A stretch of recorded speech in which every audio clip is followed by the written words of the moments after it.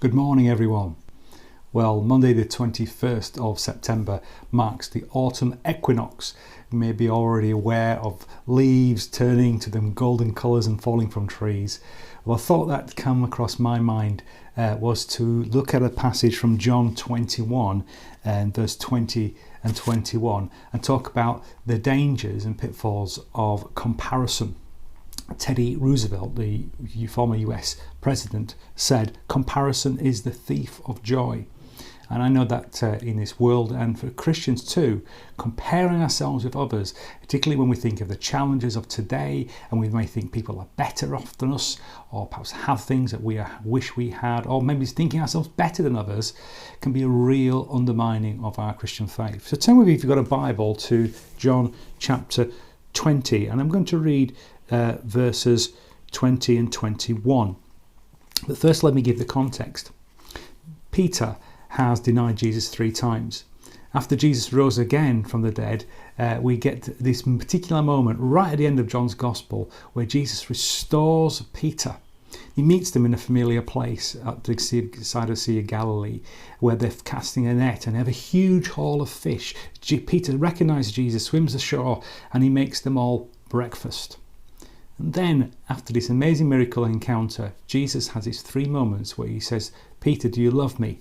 Each time telling him to feed his lambs, care for his sheep, feed his sheep. And Peter gets to the point, he's a little bit hurt.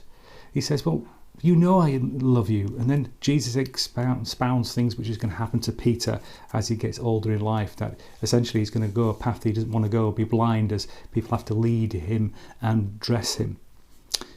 And he tells Peter to follow him. But at this point, Peter, verse 20 says this. It says, Peter turned and saw the disciple who Jesus loved was following them. That was the one who had leaned back against Jesus at the supper and had said, "Lord, who is going to betray you?" Then Peter saw him and asked, "Lord, what about him?" It's interesting, just at the beginning of the new apostolic era, Jesus has given instructions and some challenging things to Peter, restored him, yes, but also predicted about his life. But then seeing this disciple, which we know is John, it's like, well, what about him? What about us? So we can slip easily into a point of compromise where we look at others and say, well, Lord, why are you doing that with them? Why not with me? Or perhaps I'm better than that person. Here he has this simple question to Jesus, what about him?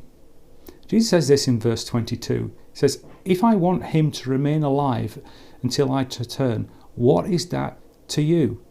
You must follow me." You see, no matter what Peter has path going to be, it's not going to be the same as it is with other people.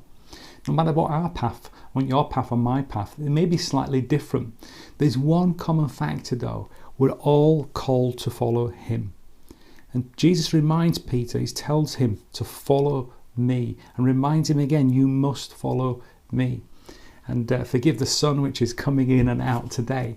No matter what the seasons, whether the sun is shining or whether we're in a grey time, whether our paths are clear or sometimes difficult, we must follow him. The danger is when we think everybody else is having a better time than us. We think that some people have something more and therefore become jealous of them. That's why we must keep our eyes on Jesus and walk humbly. We know that comparing other people, research shows, even in a secular world, that it breeds envy, low self-esteem, low confidence, and even depression. We need to follow Jesus and follow a unique path, celebrate what God does in others, but also not think that God is doing over there has to be done over here just the same. For Peter and John, their lives were going to be different.